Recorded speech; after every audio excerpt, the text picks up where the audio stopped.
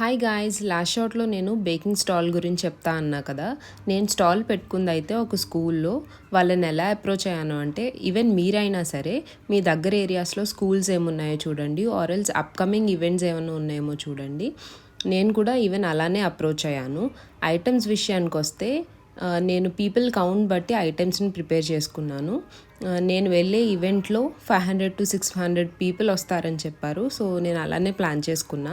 నేను పట్టుకెళ్ళిన ఐటమ్స్ అయితే cakes, cupcakes, donuts, chocolates and brownies పట్టుకెళ్ళాను. ఆ క్వాంటిటీస్ వచ్చేసి నేను స్క్రీన్ మీద డిస్ప్లే చేస్తాను, సేమ్ అదే క్వాంటిటీ.